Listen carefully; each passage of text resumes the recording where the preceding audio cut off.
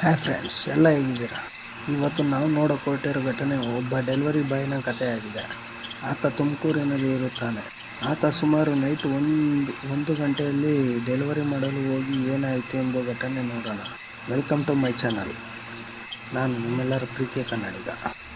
ಈ ಕತೆ ಶುರುವಾಗೋದು ತುಮಕೂರಿನಲ್ಲಿ ಅವರ ಅಪ್ಪ ಅಮ್ಮ ತಂಗಿ ಎಲ್ಲ ಫ್ಯಾಮಿಲಿ ಇರುತ್ತಾರೆ. ಅವರು ತುಂಬ ಸಾಲ ಮಾಡಿದ್ದರೂ ಕಾರಣದಿಂದ ಮಗ ಕೆಲಸ ಮಾಡಲು ಬೆಂಗಳೂರಿಗೆ ಬಂದು ಕೆಲಸ ಮಾಡುತ್ತಿರುತ್ತಾನೆ. ಡೆಲಿವರಿ ಬಾಯ್ ಆಗಿ ಕೆಲಸ ಮಾಡುತ್ತಿರುತ್ತಾನೆ. ಅವನ ಶಿಫ್ಟ್ ಟೈಮಿಂಗ್ಸ್ ರಾತ್ರಿ 7ರಿಂದ ಬೆಳಿಗ್ಗೆ 7ರವರೆಗೆ ಇರುತ್ತದೆ. ಒಂದು ದಿನ ಇದೇ ರೀತಿ ಕೆಲಸ ಮಾಡುವಾಗ ಜಯನಗರಿಂದ ಒಂದು ಆರ್ಡರ್ ಬೀಳುತ್ತದೆ ಅವನಿಗೆ. ಆ ಫುಡ್ಡನ್ನು ತೆಗೆದುಕೊಂಡು ಸಜ್ಜಾಪುರ ರೋಡಿಗೆ ಹೋಗಬೇಕಾಗಿರುತ್ತದೆ. ಬೆಳಂದೂರಿನ ನಂತರ ಸಜ್ಜಾಪುರ ರೋಡ್ ತಿರುಗಿದ ಮೇಲೆ ಸುಮಾರು ಒಂದು 5 ಕಿಲೋಮೀಟರ್ ನಂತರ ಒಂದು ಲೆಫ್ಟ್ ತಿರುಗುವಾಗ ಅಲ್ಲೊಂದು ರೈಲ್ವೆ ಗೇಟ್ ಇದೆ. ಆ ರೈಲ್ವೆ ಗೇಟ್ ದಾಟಿ ಸುಮಾರು ಒಂದು 2 ಕಿಲೋಮೀಟರಲ್ಲಿ ಒಂದು ಅಪಾರ್ಟ್ಮೆಂಟ್ ಇದೆ. ಅಪಾರ್ಟ್ಮೆಂಟ್ಗೆ ಹೋಗುವ ಮೊದಲು ಒಂದು ಕೆರೆ ಸಿಗುತ್ತದೆ. ಸುಮಾರು ಸಮಯ 1 ಗಂಟೆ ಇರಬಹುದು. ಆತ ಫುಡ್ಡನ್ನು ತೆಗೆದುಕೊಂಡು ಅಪಾರ್ಟ್ಮೆಂಟ್ ಹತ್ತಿರ ಹೋಗಿ ಡೆಲಿವರಿ ಕೊಡುತ್ತಾನೆ. ಕೊಟ್ಟ ನಂತರ ವಾಪಸ್ ಬರುವಾಗ ಆ ಕೆರೆ ಹತ್ತಿರನೇ ಬರಬೇಕು. ವಾಪಸ್ ಬರುವಾಗ ಅವನಿಗೆ ಆ ಕೆರೆ ಹತ್ತಿರ ಬಂದ ತಕ್ಷಣ ಗಾಡಿ ಆಫ್ ಆಗುತ್ತದೆ. ಗಾಡಿಯನ್ನು ಸ್ಟಾರ್ಟ್ ಮಾಡಿ ನೋಡ್ತಾನೆ, ಸ್ಟಾರ್ಟೇ ಆಗುವುದಿಲ್ಲ. ಆಗ ಆತ ಗಾಡಿಯಲ್ಲಿ ಪೆಟ್ರೋಲ್ ಚೆಕ್ ಮಾಡುತ್ತಾನೆ. ಪೆಟ್ರೋಲ್ ಎಲ್ಲ ಕರೆಕ್ಟಾಗಿ ಇರುತ್ತದೆ. ನಂತರ ಒಂದು 10 ನಿಮಿಷ ಬಿಟ್ಟು ಸ್ಟಾರ್ಟ್ ಮಾಡಿದಾಗ ಸ್ಟಾರ್ಟ್ ಆಗುತ್ತದೆ. ಗಾಡಿ ಸ್ಟಾರ್ಟ್ ಮಾಡಿ ಸುಮಾರು ಒಂದು 500 ಮೀಟರ್ ಬಂದ ನಂತರ ಗಾಡಿ ಸ್ಕಿಡ್ ಆಗಿ ಕೆಳಗೆ ಬೀಳುತ್ತಾನೆ.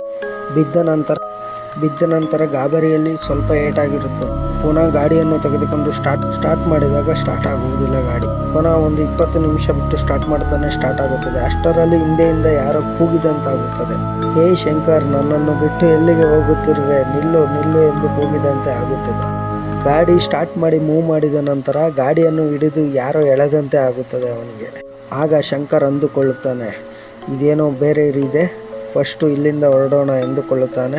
ಆದರೆ ಆ ಶಂಕರ್ ರೈಲ್ವೆ ಗೇಟಿನ ಹತ್ರ ಹೋಗೋಷ್ಟರಲ್ಲಿ ಗಾಡಿ ಪುನಃ ಆಫ್ ಆಗುತ್ತದೆ. ಪುನಃ ಸ್ಟಾರ್ಟ್ ಮಾಡಿದಾಗ ಗಾಡಿಯನ್ನು ಸ್ಟಾರ್ಟ್ ಆಗುವುದಿಲ್ಲ. ನಂತರ ಆತ ಗಾಡಿ ಸ್ಟಾರ್ಟ್ ಮಾಡಿ ಹೆಡ್ಲೈಟನ್ನು ಆನ್ ಮಾಡುತ್ತಾನೆ. ಎದುರಿನಲ್ಲಿ ನಿಂತಿದ್ದನ್ನು ಕಂಡು ಬೆಚ್ಚಿ ಬಿದ್ದು ಓಡಿ ಬರುತ್ತಾ ಎದುರಿನಲ್ಲಿ ಏನು ನಿಂತಿತ್ತು ಅಂತ ಅವನಿಗೆ ಗೊತ್ತಾಗಿರುತ್ತದೆ. ಅವನ ಎದುರಿನಲ್ಲಿ ರೆಡ್ ಕಲರ್ ಸೀರೆ, 7 ಅಡಿ ಎತ್ತರ ಕೂದಲನ್ನು ರೋಡಲ್ಲಿ ಬಿಡುವಂತೆ ಕಾಣುತ್ತದೆ. ಅದರಲ್ಲಿ ತುಂಬ ಗಾಬರಿಗೊಳ್ಳುತ್ತಾನೆ. ನಂತರ ಅಷ್ಟು ದೂರ ಹೋಗಿ ಮತ್ತೆ ಬಂದು ನೋಡಿದಾಗ ಆ ಗಾಡಿ ಹತ್ರ ಯಾರೂ ಇರುವುದಿಲ್ಲ. ಗಾಡಿಯನ್ನು ಮತ್ತೆ ಸ್ಟಾರ್ಟ್ ಮಾಡುತ್ತಾನೆ. ಸ್ಟಾರ್ಟ್ ಮಾಡಿ ಹೆಡ್ಲೈಟ್ ಬೆಳಕನ್ನು ಲೆಫ್ಟ್ ರೋಡ್ ಸೈಡ್ನ ತಿರುಗಿಸಿದಾಗ ಅವನಿಗೆ ಅಲ್ಲೊಂದು ಅಚ್ಚರಿ ಕಾದಿತ್ತು.